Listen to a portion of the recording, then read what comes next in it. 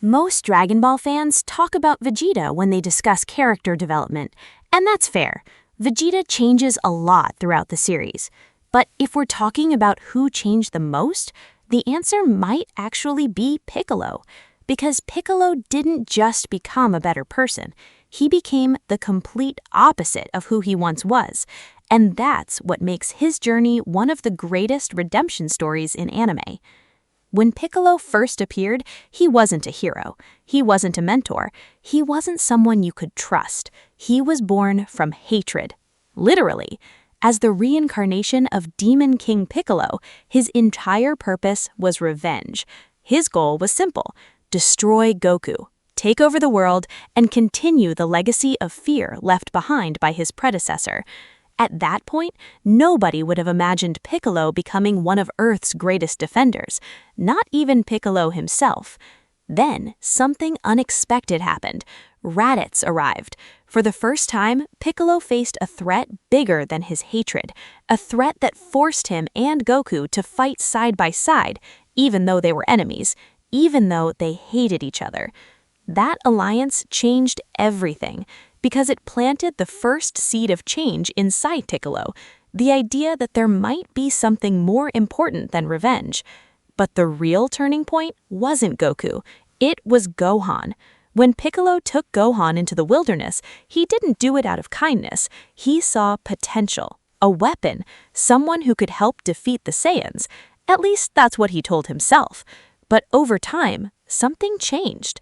The more Piccolo spent time with Gohan, the more his walls started to break.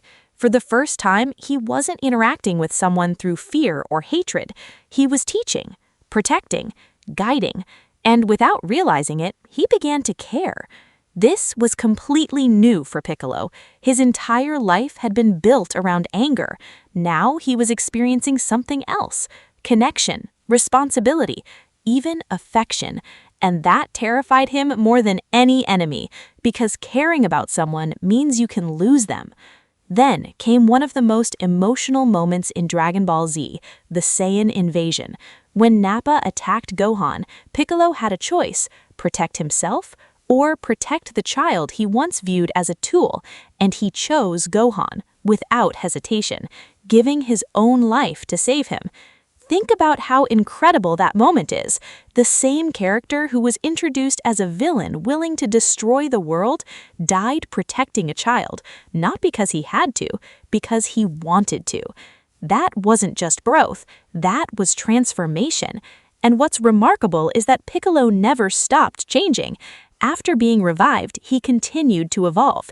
He became a trusted ally, a strategist, a protector, someone the Z-Fighters could rely on.